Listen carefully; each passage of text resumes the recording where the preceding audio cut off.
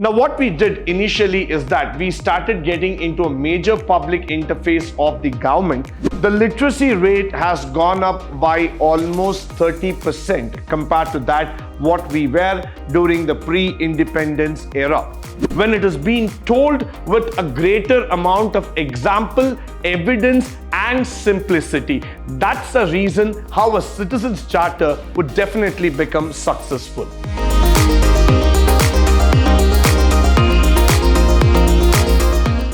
Good morning and welcome to the first session, Chapter 3, Unit 2, 4th semester B.Ca, Good Governance in India, where we are going to talk about Citizens' Charter. Now, the Indian scenario, when you start looking about the Citizens' Charter, we have been seeing that over the period of last 15-20 years, what has been a substantial increase that we are talking about is the literacy percentage.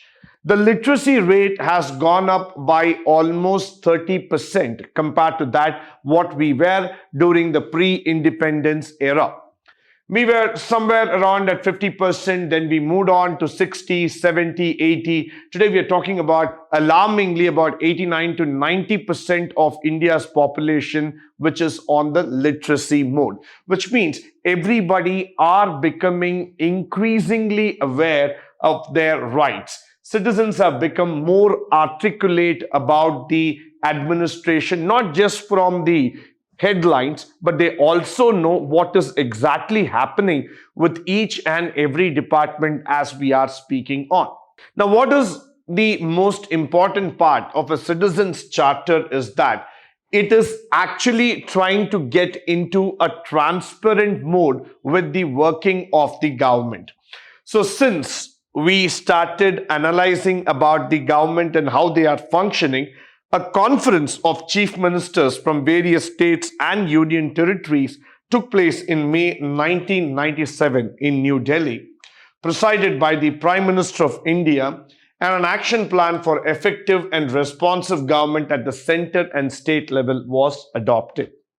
Now, if you look at the concept of Citizens' Charter, it is more about a participative government where the citizens want to get involved at the transaction, at the conceptual, and also at the implementation level. Today, when you talk about any services that are being provided by the government, the citizen wants to know how exactly that service is being implemented, how it is being given to the people, what are all the pros and cons of that particular app or the service that is being provided. So the necessity for government to include its citizen, make them understand, make them aware about each and every activity has become mandatory. So after this conference, which took place in May 1997, this became a compulsory process through which we drew the Citizens' Charter Act. Followed by which, one of the major decisions that came out of the conference was the central and state governments would formulate a citizens' charter.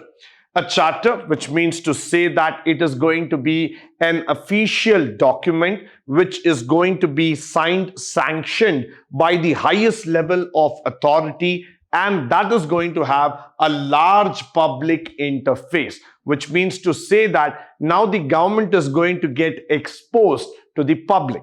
So everybody is going to become a part of the application. Now, starting with departments like railways, telecom, post, public distribution, and many other departments, the charter became a public tract.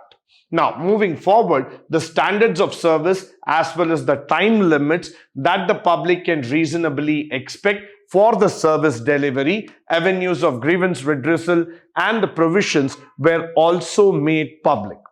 Now, for example, today when we talk about IRCTC, our well-known app for the railway ticket booking, moment you book the ticket, you get an acknowledgement receipt in the form of a message stating that your ticket booking is confirmed with the seat number, the coach, the compartment, and other details. Now, that's exactly where you start seeing a responsive action taken by the government, especially by the Ministry of Railways, where they want to keep their passengers, their customers, informed about each and every transaction that is being done through their app, which means to say that I'm going to involve the public who are going to use my application, make them aware about the process, make them inform about how a transaction happens, how a ticket is booked, how a ticket is cancelled, if there is going to be a refund, if there is going to be a change in time.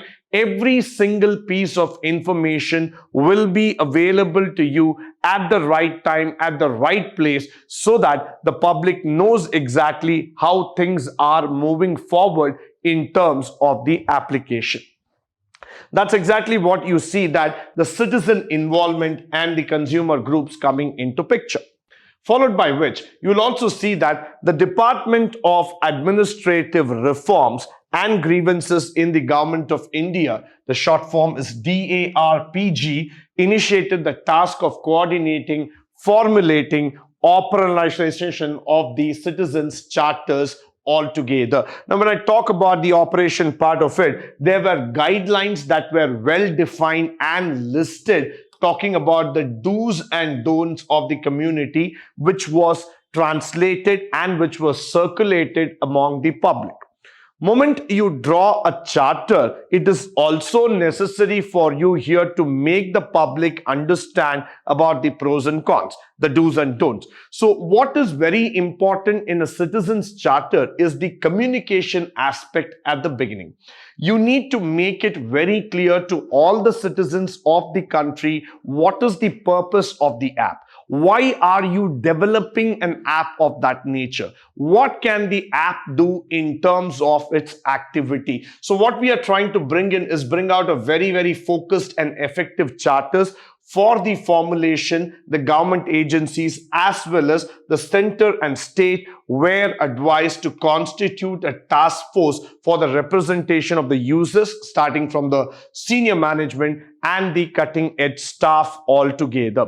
So what are we actually trying to talk about here is that we are trying to involve every level of hierarchy in the government towards bringing in a transparent, efficient and a responsible government that will be able to handle the queries of the customers at any given point of time. So the aim of a citizen's charter is to present the government in the most transparent and accessible form so that everybody comes to know what is happening behind the screen. Now, moving forward, the Indian scenario continues to make us understand about the vision mission statement, the details of the business transacted, details of the client, services provided, the grievance redressal, and the expectations from the client. So look at it. It's a very, very clear charter. It's a very clear statement trying to put across what are the needs, what are the requirements, beginning from the vision mission statement to that of the transaction details, clients, services, grievances, and finally talking about the expectations of the clients. Followed by, let's get into the exemplary implementations of the Citizens Charter. Now, what we did initially is that we started getting into a major public interface of the government where we started talking about establishing a new phase of democracy, and that is getting away from the bureaucracy model. We also created a role model that can be replicated in other sectors and area. The banking sector was identified for the purpose in keeping in view about the economic reforms that are being taking place, and plus also we added up an exemplary customer service so that this application becomes true.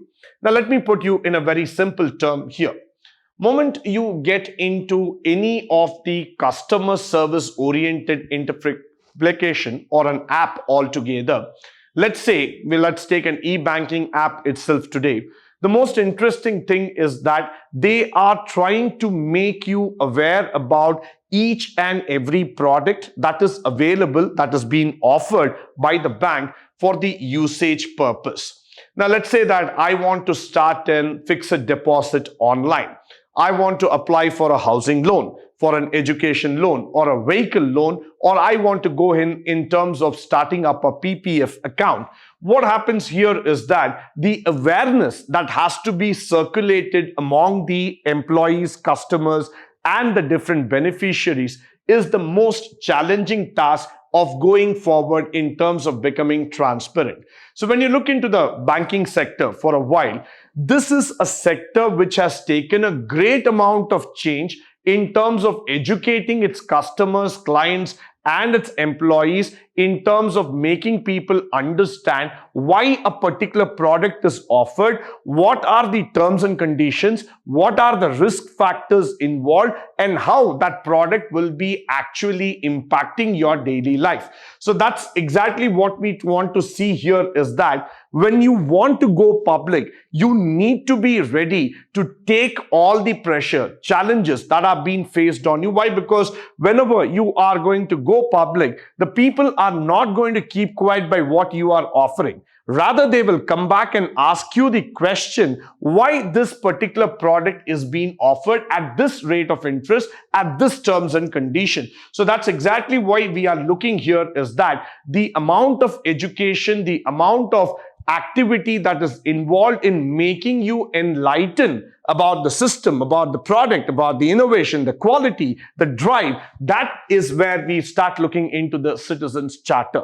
The Citizens Charter becomes more effective, more purposeful when it is being explained all the more clearly, when it is being told with a greater amount of example, evidence, and simplicity. That's the reason how a Citizens Charter would definitely become successful. Now, moving further, the primary objective of this exercise was to build banking sector as a model of excellence implementation of Citizens Charter. Now, one side, when you look into the banking sector, though that's a very sensitive sector. Why? Because you are going to talk about customers' asset, both in form of cash and as well as another form of securities. But nevertheless, banking has always been a key sector that has been doing a great amount of impact towards the economy of a country, especially like India. So why did we take the banking sector? Because we wanted the customer to first know about his own account. Many people in India still have a confusion. What do you mean by savings account, current account, or some other kinds of account that we have been talking about? But nevertheless, the banks have always taken that step forward in terms of making their customers getting aware, getting them understand on the page that, this is your savings account, this is your current account, this is what we mean by an overdraft and other facilities. So all the while, what banks have been doing is that trying to enlighten the customer, trying to come forward in the public, make them get involved in the day-to-day transaction, make them believe that yes, transactions can happen online, they are secure, they are safe, they are trustable in nature, and that's why they became a center of excellence. Because when you follow a process, when you create a process, and when you try to exemplify it, when you try to make it to reach its peak, its epitome altogether, that requires 100% trust. That requires 100% reliability in terms of performance. So every time when the customer gets that confident, yes, my bank stands with me for all purpose, for all reasons at any given point of time, that's where a model becomes a model of excellence. Now, you are not just going to give examples, but you are going to become an example there in the society. That's where I always say the Citizens Charter became a very, very successful venture. So banks like Punjab and Sindh Bank, or when you talk about Punjab National Bank, or when you talk about Oriental Bank of Commerce, all these banks were selected for the hand-holding exercise which was happening during the time period of 2000, and following which the Citizens Charters were also discussed and implemented. Now, the stakeholder involvement is very, very important. Deployment of Citizens Charter at all level with the staff, especially employees at the cutting edge level, creation of awareness about the charter, specialized training that was given to the employees to make them understand about the concept. Now, in India, the basic level of making a citizen getting aware about how things are happening has to start at the home level, at the home ground. It's always a proverb in English that I need to tell here, where we say that it's in a very, very simple way. Charity begins at home. So similarly, knowledge begins at your base. First of all, the bank has to make their employees understand the products and the solutions that they are giving, so that they will be able to enlighten the customers in the long run. Followed by which we are going to talk about the evaluation. The evaluation was carried out by the DARPG, Department Consumer Coordination, and an NGO in 1998. The results were quite encouraging, giving a very, very nascent stage of this initiative. A brief questionnaire was formed, so we were able to understand the customer is interested in this kind of an activity. Plus, it is able to help them in an in-house evaluation to find out, yes, the customer wants to be a part of this process. Now, every time the government of India initially started thinking that will this be a success? Will the customer come out of his shell and try to understand the process of accessibility, transformation that's going on? But nevertheless, Indians have always accepted change. They always felt that this is the right time for us to move forward with the digital pace and technology going forward. Now, with that, we also, in the year 2003 and 2002, we started talking about a professionalized agency that came with a standardized model for internal, external evaluation. This agency also carried out evaluation of implementation of the charters in 5 central government organizations, 15 departmental organizations. They started suggesting method of increasing the awareness altogether among the organization as well as externally to the people, which was one of the most important methods of orientation. The major findings of the evaluation was carried out, and it was stated in the report that was majority of cases were not formulated through consultative. By and large, service providers are not familiar with the philosophy and goals.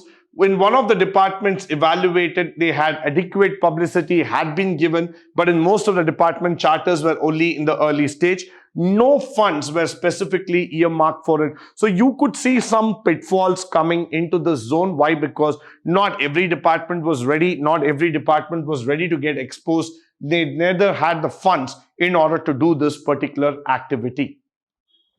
So the compendium on the citizenship told up that you need to bring in a revolution and you need to take it forward. So the government of India took this initiative in the form of CD on 14th May 2003 with the operative standards and definition coming out in public, trying to tell people how you need to get connected, what are the factors that have to be concerned about. And this was useful for the citizens to know more about the activity, the functioning of the various forms of government.